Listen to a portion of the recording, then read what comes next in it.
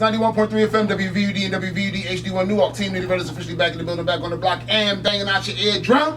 Shout out to that track right there. I played that with purpose, man. Because the Public Enemy is in the building right now with us. This man is definitely no stranger to the Team Nitty radio experience. Matter of fact, he has to be here on here more than any other guest in Team Nitty radio history. I feel like Rich was just here. Yeah. Like just a few weeks ago. Yeah. Yeah. Nobody's kicked their feet up on the couch more than any other guest. Well, no other guests has kicked their feet up on the couch more than this man right here. Home. You know what I mean? He's home, basically. Home. He is home, man.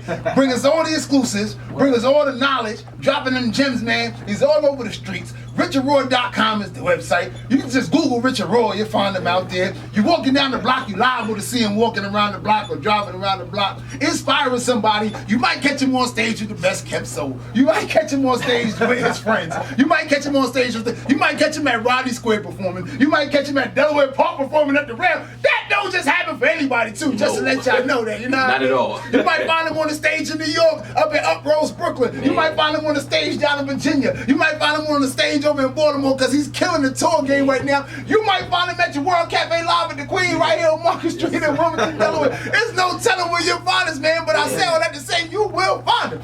Locked up in the building right now, man, kicking it with Team Nitty Radio. We got Mr. Richard Roy. What up, man? Man, I'm home, man. Man! Now, I know I said a whole bunch. You said a whole lot. But of course, I always got to ask. It's always it's true. Especially for all our new listeners, I got to ask, who is Richard Roy? Richard Roy is an MC, a rapper, a producer, a poet, a community activist. I do a little bit of everything, man. You might see me pop up anywhere. That's what it is, man. Okay, no doubt. And of course, we always keep your music on deck. Promoting the music is one thing, but we come out here with specific purpose today. And how is it that, in the culture that we develop, in the culture that we watch the ball, that we lack control of? Yeah. How is it that we're powerless in this particular culture? Well, we've allowed major corporations to come and buy into our culture. Mm-hmm. They control us, major corporations, and that's what has happened. And so we remain powerless. And so when you operate from a powerless position, anything can go. Mm-hmm. Iggy Azalea can be labeled as the best female MC. Mm-hmm. It's allowed to happen until we develop power. Mm-hmm. So all our conferences and our summits have never been about how hip-hop is governed. How do we measure and rate an MC? That's why I brought this book here. There's a God on the Mic, right? The 50 Greatest MCs, and it was written by Kumo D. In here, he talks about if you want to be labeled as a good MC, right? This is how you measure yourself. He says originality, concepts, versatility, vocabulary, substance, flow, flavor, freestyle, vocal presence, live performance, poetic value, body of work, industry impact, social impact, longevity, lyrics, and battle skills. Okay.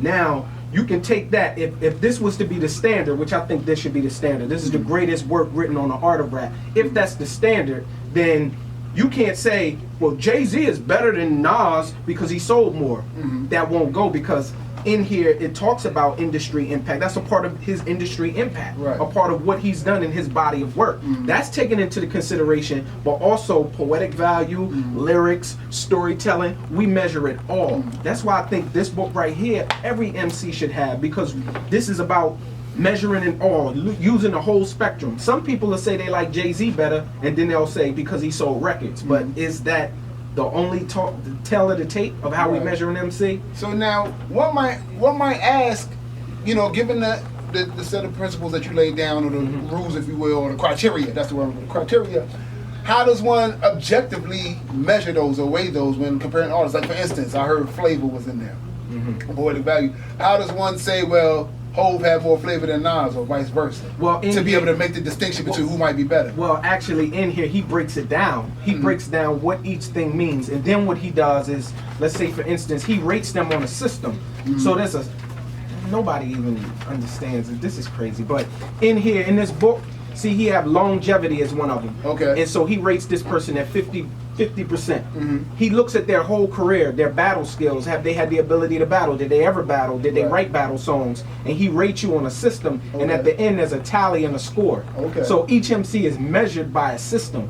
That's what we need. Because everybody has these opinions on who's better than who. But what's the criteria? If we don't have any criteria, then it's a mute argument. How old is this book?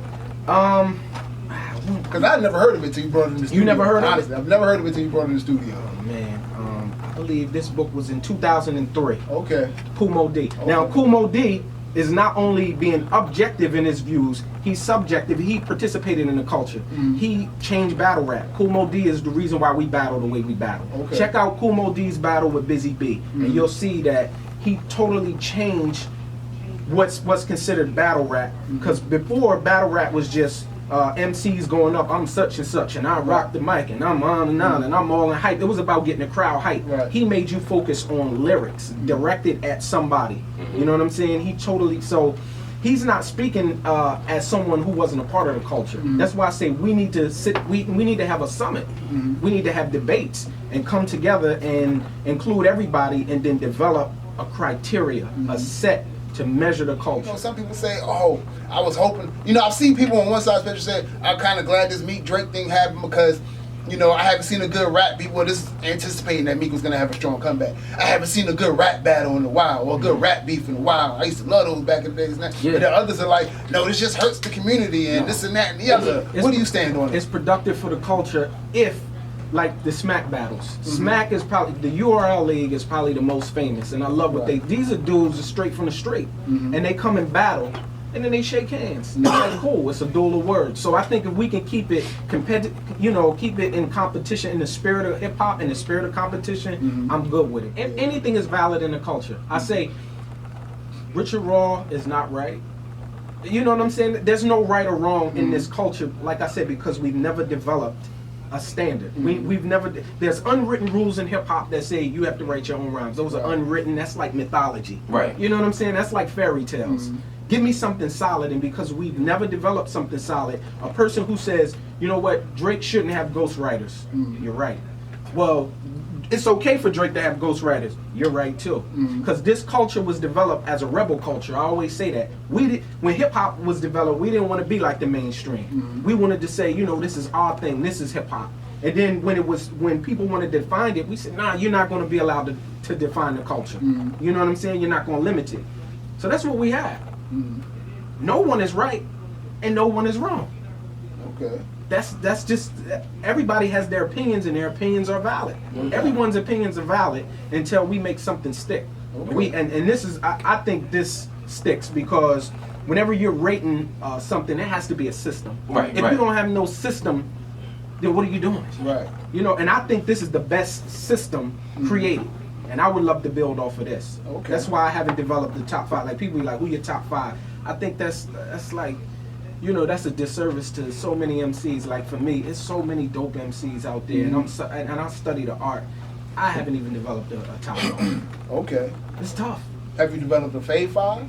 A favorite 5? A Fave 5. I mean, Rakim, to me, Rakim impacted the culture like no one else. In my opinion, Rakim, you know, is here. Okay. And because he just transformed the way we rap. Everybody was, Run DMC, screaming. He came on and he just spoke to you.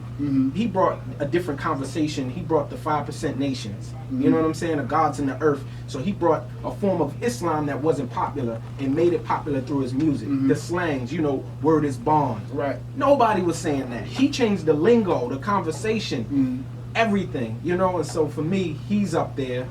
And it's tough. It's tough. Probably Melly Mel. Okay. Melly Mel. You know what I'm saying? Melly Mel is another one who's like the top. He's #1 in this book because of his impact, what he brought into the industry. You know what I'm saying? Once you bring something that's totally new and everybody starts copying it, you should be placed in another class. Right. You know what I'm saying? Said Rakim was one of his favorite 5. Who you thought I wasn't gonna get that on there? Hey, What? man. You thought I wasn't gonna get that? Yo, that joint right there is super class. Actually, that's the opening line to that track. Yo, we used to like be anticipating that line like you anticipate the next TV show coming on. Oh, man.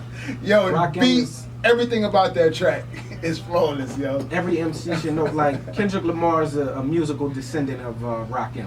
Nas is a musical descendant of Rakim. Now, what makes you say that?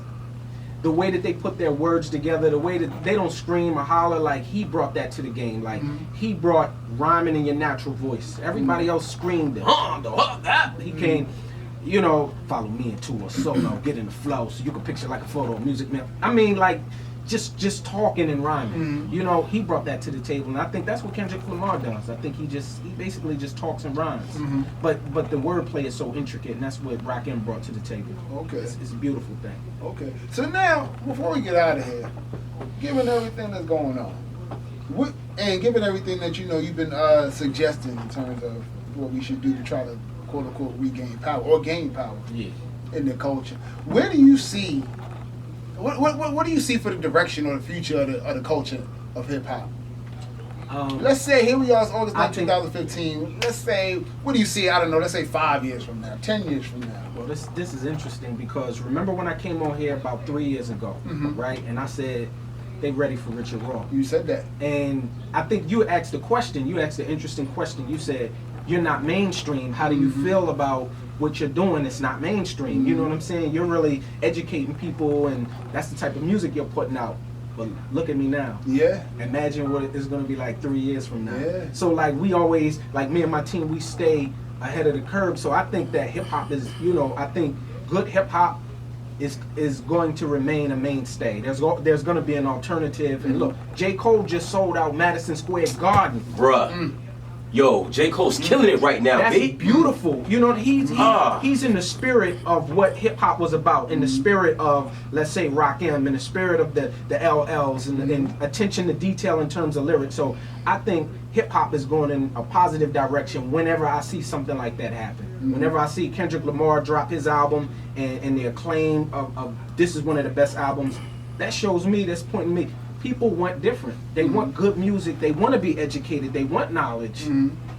I think it's going in a good direction. You're always going to have your commercial radio records that dance for the club. That's fine. All we ask for is balance. Right. You know what I'm saying? When I'm in a club, though, I might not want to listen to Kendrick. Right. You know what I'm saying? When I'm in a club, I might want to hear some what they call ratchet music. I like some of the beats. But when I'm driving along, I like to listen to something that's going to stimulate my mind. So all I'm asking for is we have to balance this thing out. Okay. It's been one way for too long. It's been all commercial, for too long. And I say, it's time to balance it out a little bit. Okay. And artists, man, don't be afraid to be independent, man. Don't be afraid to be independent, man. Work your market. That's what I'm doing. I'm working my market. I'm having success. You know what I'm saying? I'm having a lot of success in working my market. Merchandise selling out at shows, B. Shit. You running out of CDs at shows. So my thing is, like, I'm just trying to be an influence to the other MCs out here. Yeah, I have conversations with K-Hawk and Harv and all of them, and I'm like, a lot of times they be like, yo, you doing it. You doing it. And I'm like, yeah, you do it too.